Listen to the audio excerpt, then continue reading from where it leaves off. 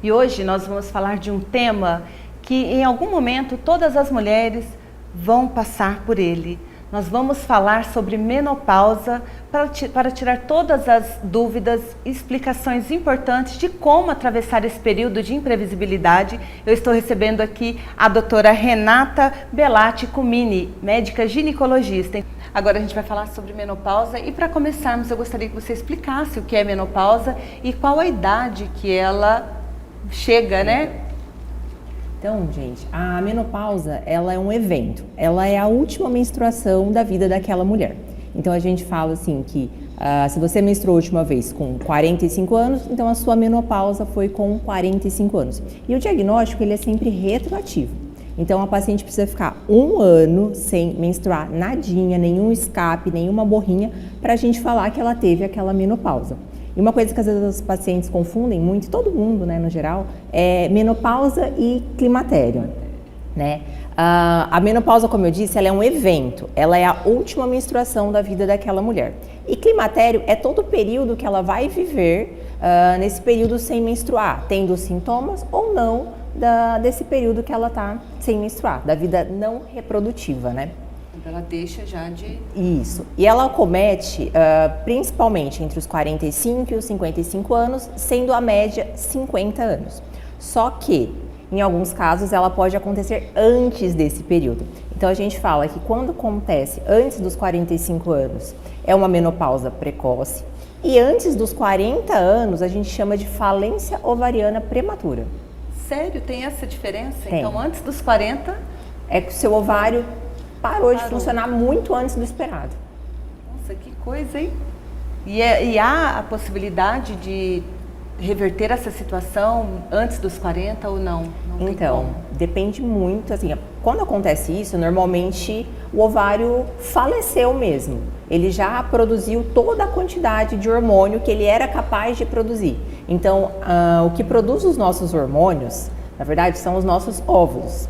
Então, acabam os óvulos, acaba o período reprodutivo, entra na menopausa. Então, não teria como reverter isso. Doutora, e quais são os principais sintomas, os sinais que o corpo, né, apresenta de que está entrando, que a mulher está parando mesmo de menstruar?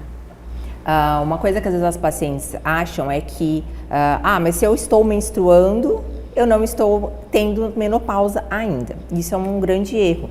Então, uma das coisas que pode acontecer é a irregularidade menstrual. Aquela coisa, vem, não vem, fica 3 meses sem vir, aí vem 2 vezes no mesmo mês, aí pinga, para. Então, a irregularidade menstrual já é um sintoma.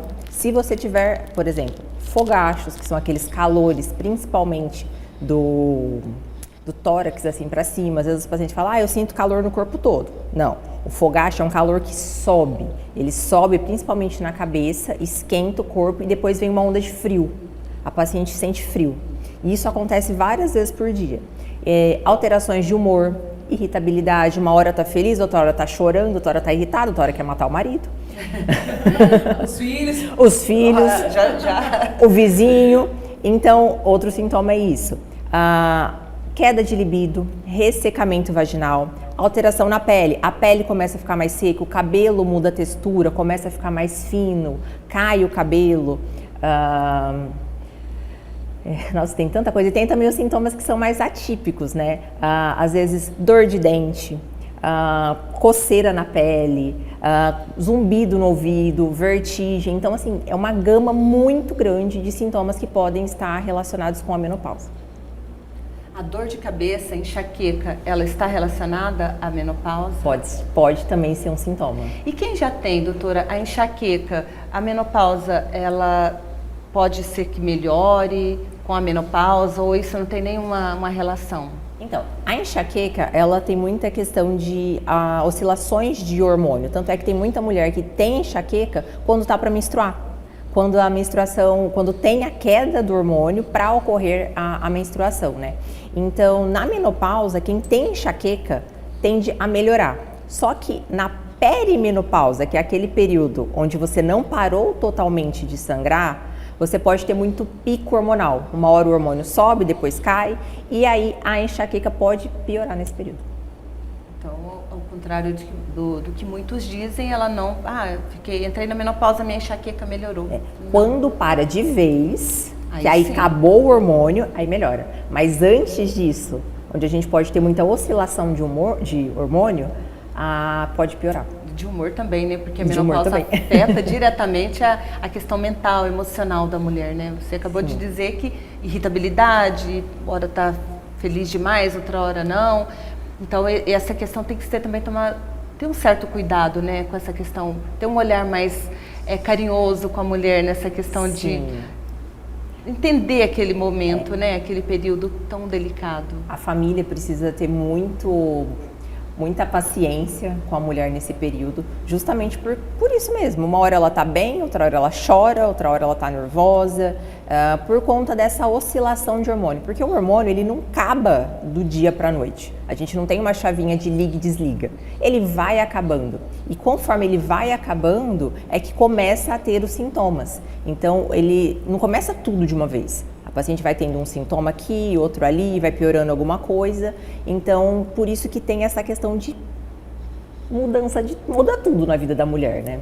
O corpo passa por uma transformação bem, assim, bem visível, né? A gente consegue perceber, pelo menos a mulher consegue perceber essa mudança. Mas essa mudança, para que os outros percebam, eu preciso falar, olha, eu estou sentindo isso, não dá para perceber? Eu consigo perceber na aparência? Dá para perceber. Quem convive, né, começa a perceber que a mulher está diferente, que está mudando, né? Principalmente a questão do humor. O humor, a libido, a irritabilidade, aí ela começa a alterar o sono. Aí ela não dorme direito, aí o fogacho começa a vir, os calores, aí ela cobre, descobre, liga o ar, desliga o ar, o marido acorda, fala o que está acontecendo. Vai que nos bastidores sabe muito bem como é que funciona. Tá com formiga na cama, né, não para. Então quem está convivendo já percebe que começa a mudar. Até às vezes chega a paciente e fala assim, doutor, eu vim porque meu marido falou que eu já estou ficando diferente, estou esquisita. Então eu acho que meu hormônio tá mudando. Doutora, tem uma outra questão que às vezes a mulher fala, não valida aquele sentimento, aquilo que a outra está relatando, de repente, comigo não foi assim, foi super tranquilo. Mas isso muda também de organismo para organismo, cada mulher tem uma reação, não tem? Exatamente. A menopausa, né, o climatério, ela é diferente para cada paciente. Tem mulher que fala assim, eu não tive menopausa. Como assim? Não, eu parou de menstruar e eu não senti nada. Tá, mas você não sentiu o quê? Não sentiu os calores? Não senti os calores. Mas e o humor? Não, o humor mudou, o sono mudou. Mas já tem aquela mulher que, assim, quase morre de tanto fogacho, que tem um fogacho atrás do outro, que não dorme mais, que fica irritada e que a vida toda muda. Então, cada mulher vai expressar de uma maneira esse climatério. E todas têm que ser realmente validadas. A gente tem que escutar essa mulher, ouvir a queixa dela, entender o momento que ela está passando para poder propor o melhor tratamento. E falando em sono, em insônia, né? Até comentávamos antes sobre a questão do sono em excesso. Isso vem pela falta de qualidade de sono, então? Sim. Não é que a menopausa ela provoca um sono exagerado, não. Isso é porque eu não dormi bem à noite, de repente, aí durante o dia terão as consequências, né? Uma coisa que muda muito na menopausa é a questão do sono. Porque a falta do hormônio afeta diretamente a qualidade do sono. Então, você não tem mais aquele sono reparador, que você dorme e descansa. Muitas vezes você fica acordando à noite. A grande maioria das pacientes acordam por conta dos calores, dos fogachos. E esse é um dos principais sinais. Às vezes as pacientes acham que o fogacho vai começar assim, do dia e tá... Não, ele vem muito à noite. Ele começa de despertar à noite, você acorda suando. E aí começa a ter um ou outro, então você já percebe que está mudando. E aí isso vai afetando diretamente a qualidade do sono, porque você fica toda hora despertando, né? Vai tendo pico de cortisol que não era para ter naquele momento, né? Então você vai acordar de manhã podre e vai passar o resto do dia cansada, sonolenta, por conta da piora da qualidade do sono. Vamos falar de alimentação, a importância da alimentação nesse período, né, da vida da mulher e no que isso contribui para a qualidade de vida dela e também a atividade física. São duas coisas assim que não tem como uma mulher que entra na menopausa não cuidar da alimentação e fazer atividade física. Musculação, principalmente, é fundamental, porque na menopausa a gente tem uma tendência a ter perda de massa magra e perda de massa óssea por conta da queda do hormônio. Então, com a musculação, nós conseguimos ter uma manutenção dessa massa magra e estímulos para a manutenção da massa óssea. E eu sempre falo para minhas pacientes assim, a alimentação é fundamental. Tem duas coisas que a gente tem que se atentar muito na mulher na menopausa. Uma é o consumo de proteína. Mulher na menopausa precisa aumentar o consumo de proteínas. Outra coisa que a gente tem que ter muita atenção é o consumo de cálcio.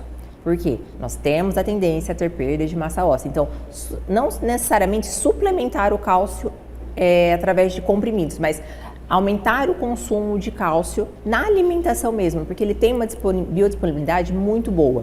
Então, duas coisas que a gente precisa se atentar. Sem falar de uma alimentação saudável, consumo de legumes, verduras. Então, isso é muito importante. Eu posso perguntar um negócio? Claro. Em relação a isso, claro, a creatina, ela ajudaria na perda de cálcio? Cálcio não, mas na parte de músculo, adoro Ajudaria. Suplementar a creatina para os meus pacientes, tanto para a questão de massa muscular, como para a parte cognitiva, que também é uma questão que afeta muito na menopausa. Vamos falar sobre esse suplemento que é tão importante nesse período, principalmente, né?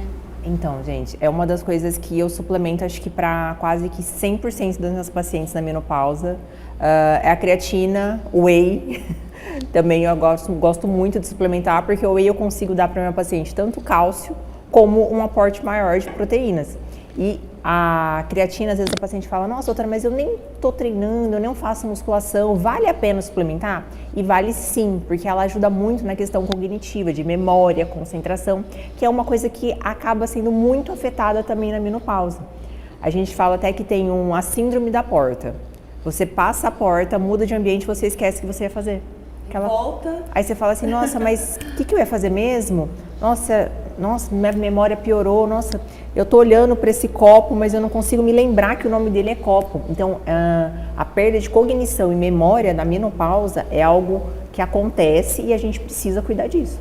E é assustador realmente, né? Você, de repente, uma coisa tão simples te fugir assim. Exatamente, coisas assim, evocação de palavras, igual eu falei, às vezes a paciente olha, sabe que isso é um copo, Mas não vem a palavra. Isso acontece muito e a gente precisa cuidar. Já aproveitando, né, da suplementação aí da creatina, vamos falar de reposição hormonal, né? Existem mulheres, como a gente já, né, você já bem disse, cada uma reage de uma forma a esse período, mas quais são as reposições? E para aquela mulher que não pode fazer absolutamente nada de reposição hormonal, existem tratamentos alternativos para isso? Sim, existe. Então eu sempre falo para meus pacientes, se você não tem contraindicação de realizar reposição hormonal, faça reposição hormonal. Aí elas falam, doutora, mas e o câncer? Hoje a gente já sabe que existem coisas que aumentam muito mais o risco de câncer de mama do que usar propriamente o hormônio. Eu falo até para elas assim, usar o hormônio, se você tiver tendência a ter o câncer, pode ser que ele apareça um pouquinho antes do que for o esperado. Só que deixar de usar o hormônio não vai te proteger de ter o câncer. Porque se fosse assim, a gente não usava hormônio em ninguém e ninguém tinha câncer. Então, quantas mulheres que eu aposto que vocês conhecem que tiveram câncer de mama e nunca fizeram reposição hormonal? Muita gente. Então, a gente tem que sempre pesar o risco-benefício. E se você não tem contraindicação, os benefícios da reposição hormonais são inúmeros. Normalmente nós repomos principalmente o estradiol, a testosterona e a progesterona. São os 3 hormônios principais que nós fazemos a reposição. E quando a reposição é bem feita e bem indicada, ela diminui o risco cardiovascular de AVC, infarto, diminui o risco de desenvolvimento de diabetes, colesterol alto, hipertensão, diminui o risco de perda de massa magra, perda de massa óssea com evolução para uma osteoporose. Então, previne o envelhecimento mais rápido, previne essa questão de perda de cognição.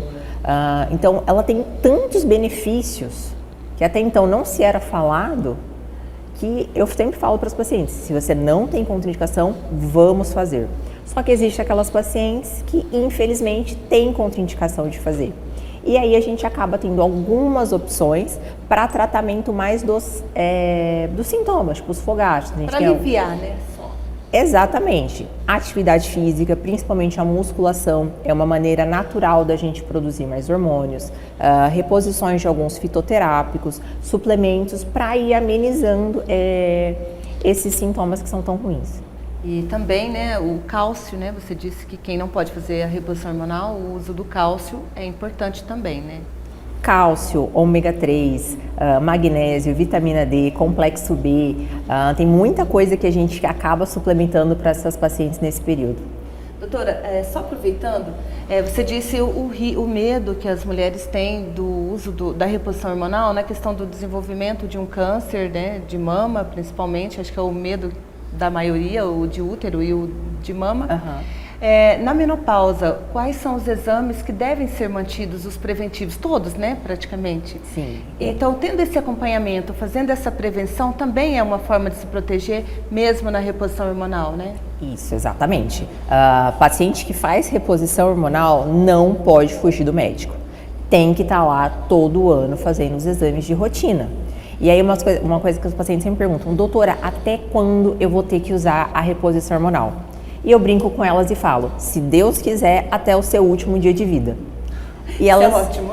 E elas me olham assim, mas como assim? A menopausa nunca vai passar? Eu falo, não, todo o resto da sua vida não reprodutiva é o climatério. Então, às vezes, o calor passa. Você fica sem o calor, mas outros sintomas começam a surgir depois de alguns anos. Então, manter a reposição hormonal vai te prevenir de ter muitas complicações no futuro. E o que mais tinha perguntado? Não, ótimo. Sobre os exames preventivos. Isso, os exames. No caso do câncer de mama, né, a mamografia. Isso, mamografia, ultrassom, Papa Nicolau, carótida, ultrassom de carótida, exames cardiológicos, um ecodoppler, se precisar, score de cálcio, então exames de sangue, isso tem que ser mantido rigorosamente anual. E se tudo estiver bem, a gente vai mantendo a reposição de hormônio. Aconteceu alguma coisa que contraindique, aí a gente tem que suspender. A hereditariedade na questão da menopausa precoce. Como que fica? Se a minha mãe teve menopausa precoce, eu tenho mais chances de ter? Exatamente. Viu, Duda? Se mãe e irmã teve menopausa precoce, você tem mais riscos de entrar na menopausa antes do previsto. E até a questão da fertilidade. Então, se você teve uma mãe que entrou na menopausa muito cedo, a gente fala que a sua fertilidade é a idade da sua mãe de menopausa menos 7 anos. Então, assim, sua mãe entrou na menopausa com 43 anos, você desconta 7 anos. 36. Então, é a sua idade máxima, assim, de fertilidade. Depois disso, você já tem mais chance de entrar no período de queda da fertilidade e menopausa mesmo. Bom, depois que a mulher entra na menopausa, ela sente saudade da cólica menstrual, né? Porque aí vem outros sintomas. Então, porque esse tomou o remédio, tá ótimo. Mas menopausa bem tratada, com a reposição em dia, sim, bonitinho, sim, é outra qualidade de vida. A importância dos cuidados e do tratamento na questão sexual, porque muda muito, né? Você disse antes que tem a perda da libido, ressecamento vaginal, e como a mulher pode... Quais são os cuidados, né, com essa questão para não ter nenhum problema depois, né, com relacionamento, enfim. Uma das coisas que as pacientes acabam procurando também doutora, minha libido já não estava tão boa e quando eu entrei na menopausa, desapareceu. E importante é entender o porquê que essa libido caiu. Será que é só uma questão deficiência de hormônio? Será que o relacionamento também não está dos melhores? O marido não está tendo muita paciência com essa mulher? Então, é outra coisa de se avaliar. Ressecamento vaginal. Às vezes a paciente não é nem pelo hormônio, mas pela vagina. Por quê? Pela falta do hormônio, a vagina acaba ficando mais ressecada. Então, ela vai ter relação e começa a ter dor. E aí, como que ela vai querer ter prazer? Alguma coisa que começou a dar dor. E aí, automaticamente, ela acaba não querendo mais ter relação e a libido vai caindo.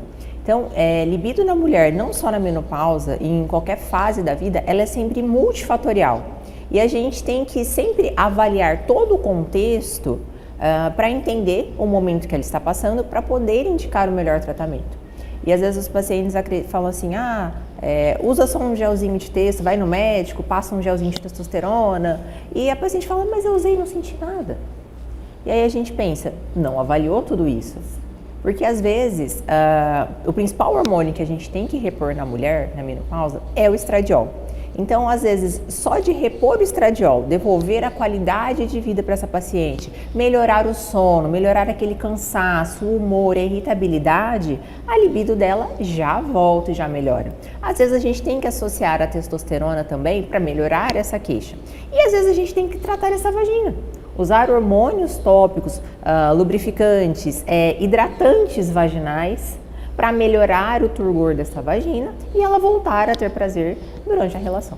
E é isso, e aí a gente volta a falar, inclusive, da questão do apoio mesmo da família, né? Da compreensão do marido nesse momento. Na verdade, um tratamento para os dois, né? Tem que ser feito em conjunto e ter essa compreensão de fato, né, doutora? O marido tem que ter um pouquinho de paciência, entender que a mulher está mudando, que a parte hormonal dela está uma bagunça e por mais que às vezes a gente comece a já fazer reposição, comece a fazer o tratamento, às vezes demora um pouquinho até a gente conseguir botar a casa em ordem, né?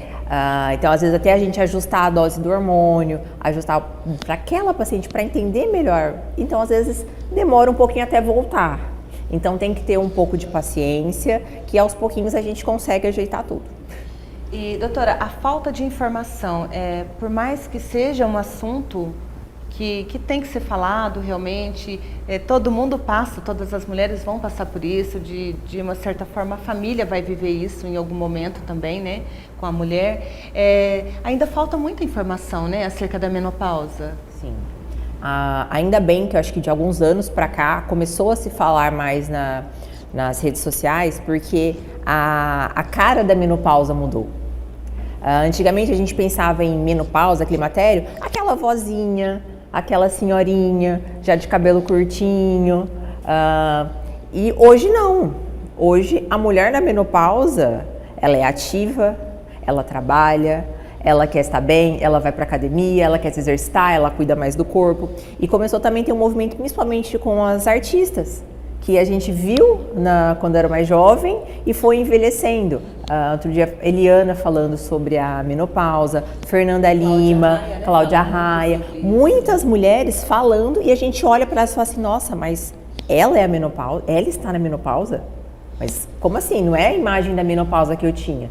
Sim, então, essa representatividade. Mudou. Então, começou a se falar mais sobre esse assunto e começou a se querer tratar a menopausa. A paciente fala assim, não, mas eu também quero ficar assim. Eu também não quero envelhecer desse jeito, eu quero envelhecer bem, envelhecer com qualidade de vida. Então, mas mesmo assim, ainda tem muitos tabus, o medo da reposição. Ai, mas eu vou usar o hormônio, se eu engordar com o hormônio e o câncer e isso. Ai, mas a minha mãe falou, não, pelo amor de Deus, não usa hormônio, isso é ruim. Então a gente ainda passa por uma dificuldade, uma parte da consulta é desmistificar todos esses mitos ao redor da menopausa. Os tabus. E tem uma outra questão também, né? Além dessa falta de informação, hoje muitas mulheres ainda têm crianças, têm filhos pequenos que entram na menopausa, porque hoje as mulheres já mudou, é outro modelo de comportamento. As mulheres se casam mais tarde ou têm filhos mais tarde. Sim. Então, mulher com 45, que é o período que pode estar já entrando na menopausa, está com uma criança, bebê. Às vezes tem filho de idade 2, escolar, 3 anos, 6 anos. Eu tenho muitas Imagina o sufoco fase. Dessa mulher, porque quando a mulher entra na menopausa, que os filhos já estão grandes, é um outro cenário. Né? Então isso realmente pesa muito aí. A mãe vai passar por isso. Sim, aí a mulher fica mais doida ainda, porque é a reunião da escola, é o grupo do WhatsApp, levar o bolo na escola que precisa e ela já não lembra que tem que fazer isso. Já esquece. E olha lá se não esqueceu o filho no carro, olha né, lá, gente? Se não esqueceu o filho. O filho que lute para ser lembrado. Doutora, então ainda existem muitos mitos, né? Agora eu gostaria que você falasse rapidamente sobre os mitos e verdades da menopausa. Como se a gente fosse enumerar isso. Olha, eu acho que assim, o maior mito é essa questão de usar o hormônio vai ter câncer. Então a gente sabe que aumenta o risco, sim, mas é muito pouco. Eu sempre falo para meus pacientes, o que você acha que aumenta mais o risco de você ter câncer de mama? Vocês ganhar peso na menopausa e entrar num quadro de obesidade ou você repor hormônio? E, pasmem, é a obesidade. A obesidade aumenta muito mais o risco de câncer de mama do que você usar um hormônio. Um outro mito, que eu acho que assim também é campeão, mas minha avó teve câncer de mama. O médico falou que eu não posso usar hormônio. E não fez nenhum estudo, nenhuma avaliação. E a gente sabe que existe um fator genético, só que o seu fator pessoal é muito mais importante. Então hoje a gente sabe que mesmo se a sua mãe teve câncer de mama, se a sua irmã teve câncer de mama, que são parentes de primeiro grau, você tem um risco aumentado, mas não é contraindicado você fazer por conta disso. Que antigamente falava assim, nossa, a minha tataravó teve câncer de mama. Não, então você não pode usar. E a gente sabe hoje que parente de primeiro grau, a gente pode usar reposição, porque o seu fator, o seu risco individual, o seu estilo de vida, a sua saúde vai determinar muito mais o seu risco do que a sua genética. E é possível saber com que idade a mulher vai entrar na menopausa? Ou não existe? Isso é um mito também, de fazer essa avaliação, essa previsão. Não dá para prever. É difícil. A gente fala que é uma média, né? De 45 a 55, sendo a média mais ou menos nos 50 anos. Só que não dá para a gente saber como. E uma coisa que às vezes o paciente acha que é assim, hoje eu tô normal, amanhã eu tô na menopausa. Mas a gente vai tendo o que a gente chama de perimenopausa, que é um evento que antecipa a última menstruação. E isso pode durar anos. Às vezes a mulher com 40 anos já começa a ter um declínio hormonal, ela já começa a ter alguns sintomas, mas ainda menstrua e ela vai passar por isso assim uns 4, 5 anos até chegar de fato à menopausa. Mas hoje a gente sabe que quando a mulher começa a sentir esses sintomas, mesmo que ela ainda menstrue, a gente já pode começar a reposição hormonal para amenizar esses sintomas, para amenizar essa passagem para a menopausa de fato. Muito bem. E para encerrarmos aqui, doutora, a menopausa deve ser vista como o fim ou o início de uma nova fase? Nossa, para mim é o início de uma nova fase. Não tem o que se falar. A menopausa é uma pausa para você cuidar melhor ainda da sua saúde. E ela não é o fim. Ela é o fim da sua vida reprodutiva. Agora, na menopausa, você não vai conseguir ter um filho mais, mas você tem toda uma vida para viver. E hoje a nossa expectativa de vida é muito alta.